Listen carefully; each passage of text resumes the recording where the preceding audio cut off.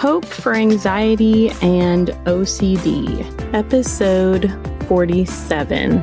So as many of you know, I often work with clients who have experienced a wide variety of traumatic experiences. Often these traumatic experiences are the layers that are underneath their anxiety and OCD. I thought it would be great to do a show on why does God allow certain things to happen in our life.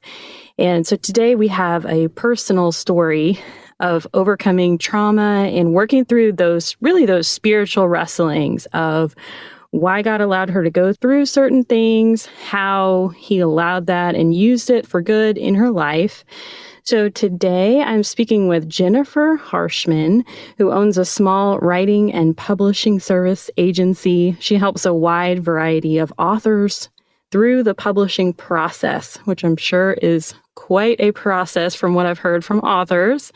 So, Jennifer, thanks so much for agreeing to be on the show and tell your story. Thank you for having me, Carrie. It's my pleasure.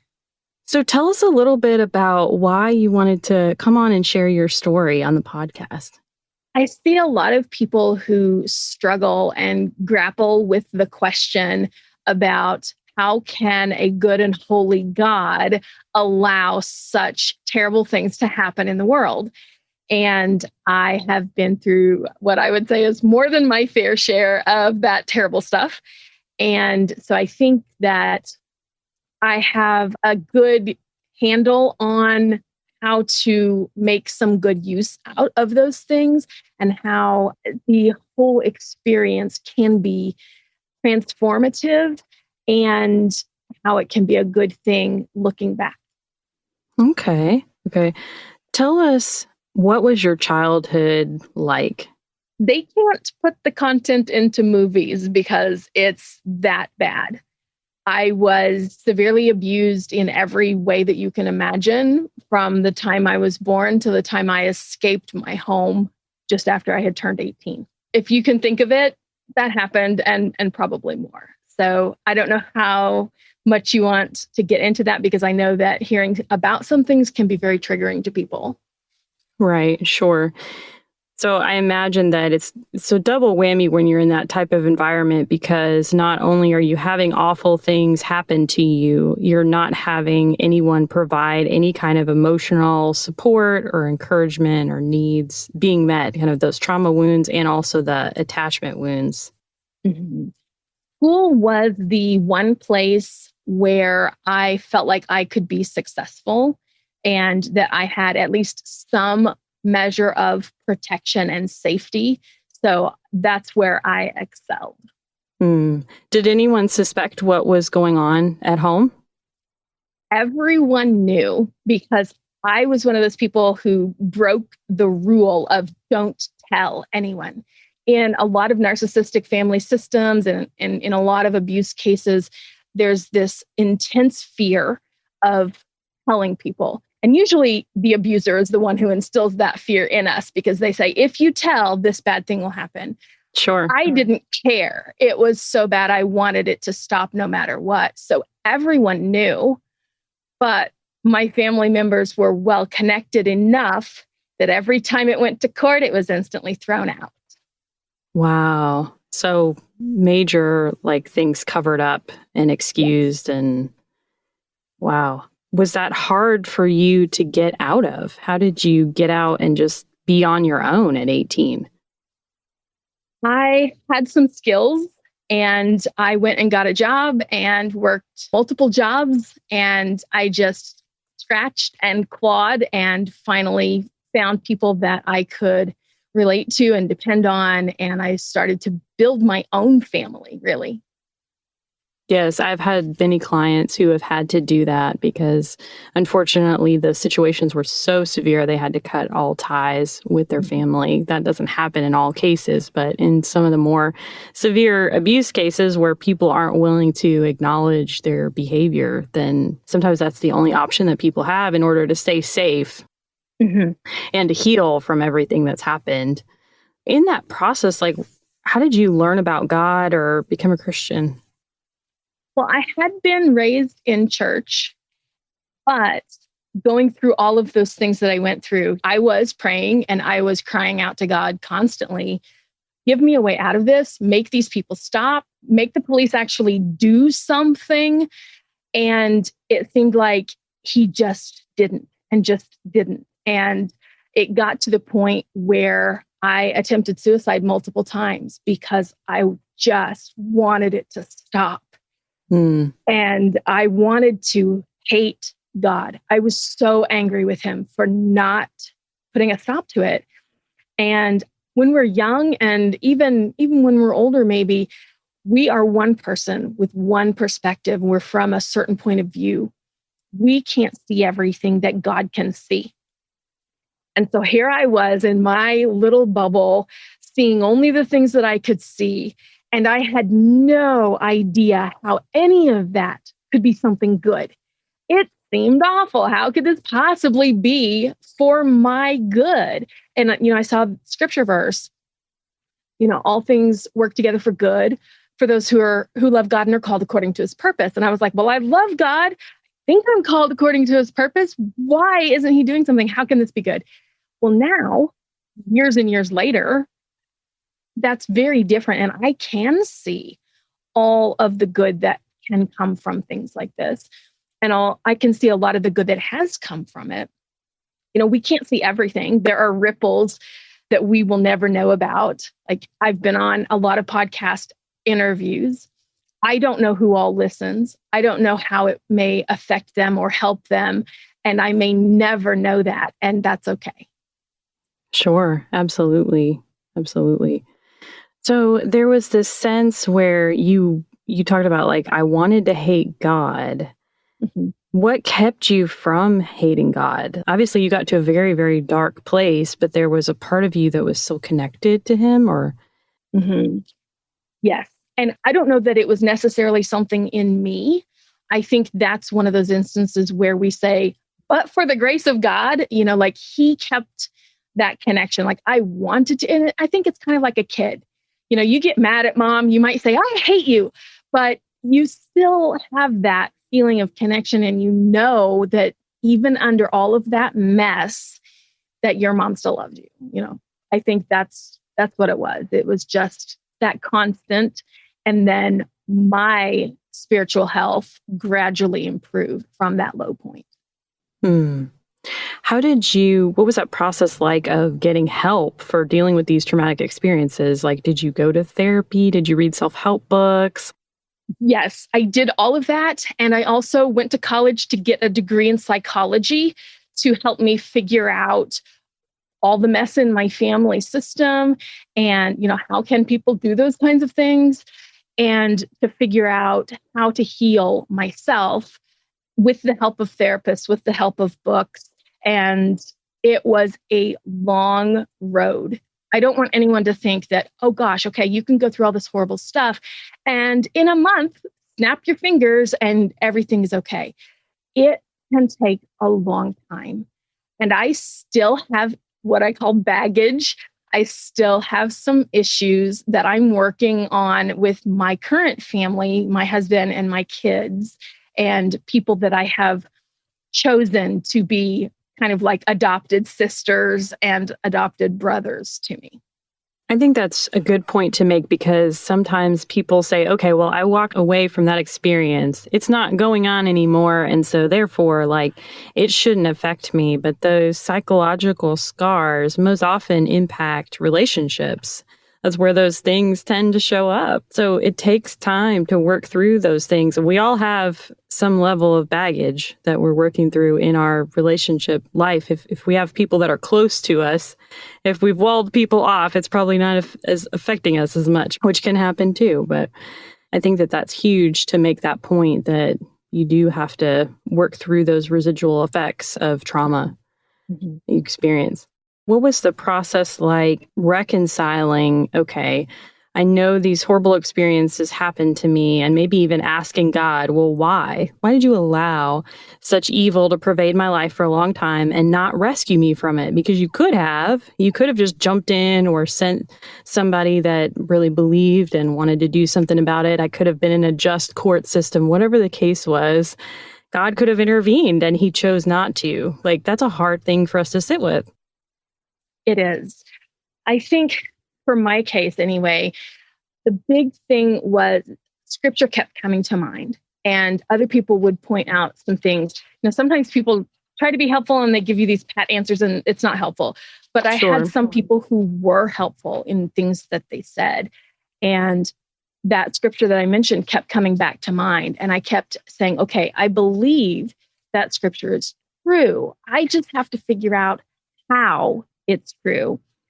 So I took it as my job to figure out how those things could be good for me or good for the kingdom as a whole. Once I had made that decision that I was going to look for the ways that this could be a good thing, I started to see those things. I was able to spot a family in a fast food restaurant and know that the father was sexually molesting the daughter. And I was able to put a stop to it by calling the local police. I worked in a daycare where I was able to spot some abuse taking place and put a stop to that. So instances like that, where when you have lived it, you know it when you see it, you know what to look for, and being able to take action and help someone else.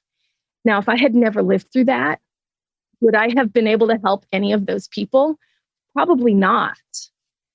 So once I took on that attitude and said, it's my job to find out how these things are good for me or could be good for the kingdom, then it just changed everything. Wow. Were you able to, as you process some of the trauma, go back and find some of the good pieces of your childhood, even if they were small, like those positive interactions with teachers and things like that? Yes. Yes, that was another thing that at the time I didn't really notice because of all the big bad, but looking back, hindsight 2020, I was able to spot that there were even strangers who would say something in the grocery store or on the street while I was waiting for the bus, just little things that at the time I would kind of like raise an eyebrow, scratch my head like, what? But it was a seed planted, or it was the encouragement that I needed to get through that day or that week. And there were so many of those. That's what makes it obvious to me that God was there and he was intervening, but he chose not to stop what I wanted him to stop because it formed my character. It turned me into the kind of person who could make a big difference in this world. And now I'm grateful for all of it. Wow. So you had told me when we talked earlier off mic that you wouldn't change anything that happened to you. And I thought that that was a huge statement for you to make. Yes. If I had changed it, a lot of people will think those types of things like, oh gosh, if I could just go back and change time, erase that part of my history, I would. I would not, because of those reasons. Because if I don't even know what kind of person I would be. Maybe I would have been spoiled. Maybe I would have been entitled and selfish. And oh goodness, I don't want to be that kind of person.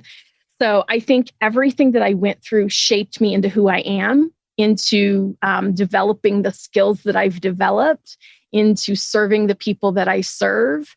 And if I were to go back and change any of it, then all of my current life and all of the people that I've been able to help, that might be changed. And I would not want to do that. I think that that's a huge statement and definitely takes a lot of recognition on your part to see and to identify all the different things, ways that God has used your story in a positive light. Mm-hmm. Thank you. Yeah. So you talked a little bit earlier about going to therapy, seeking help. What were some other things that you did that helped you along that journey? One of the things that I did was I journaled quite a bit. I wrote things out, wrote out my thoughts, and I would be able to look back on that and process and try to put things into perspective. And I also was very frank with God. So in my prayer life, I did not pull any punches. I was not afraid that he would be mad at me. I figured he's a big God. He can handle my anger. Sure. And so I just let him know how I was feeling and what I was processing through. And I'm thankful that he still loves me in spite of my bad attitude, which I have had at times. And, those types of things can be very helpful to people, trying to put your thoughts into perspective.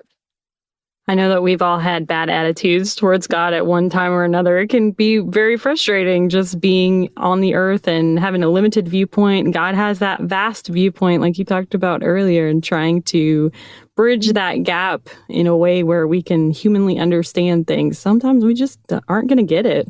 Yeah. Tell us about this Better Days journal that you created with your daughter. So my daughter just turned 18, and she and I together, everyone in my family has had their issues. She has struggled with anxiety and depression. She's autistic and she has ADHD. And so together, I had started creating some journals, planners, organizers, those types of things where people can write and organize their day. And I got the idea to have her help me pick some images to put into one, because I knew that having something would help her. She's been struggling with her anxiety quite a bit.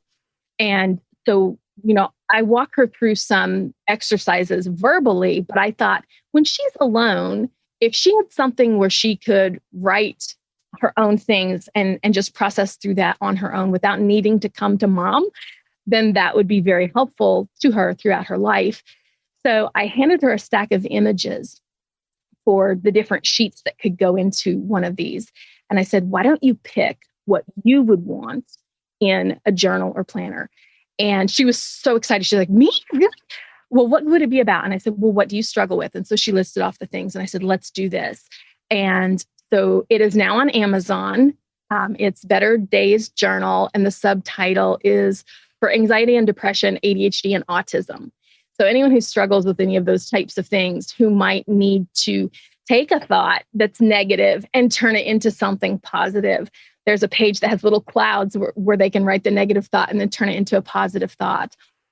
There are places where you can put down whatever it is you're worried about and then put it into perspective and ask yourself, how bad is it really? And then when you get that perspective, it can help you to feel calmer, and it can help you to feel like you have a step that you can take to move forward. And boy, that feels so empowering. It does. It does. So it's a little bit of a therapy journal combined with a planner and organizer.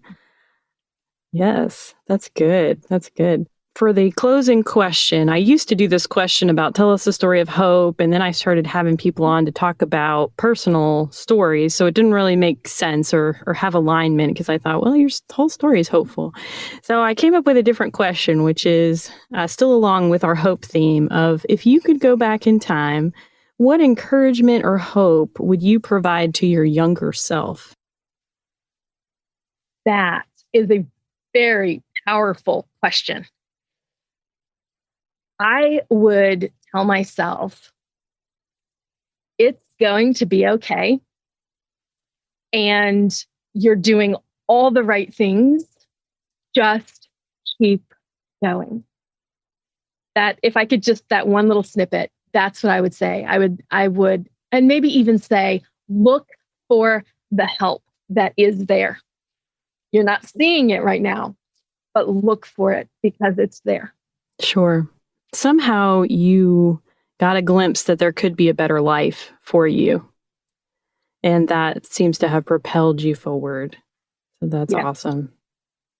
Well, Jennifer, thank you so much for being on our show. I know that people are going to really be blessed by this episode and be able to resonate with some of the things that you talked about, people that have been through traumatic experiences. Sometimes it's really hard to reconcile that with faith and why questions. But I think that you provided some guidance for people on how to look for how God's using this for good. So thank you so much for doing that. Thank you.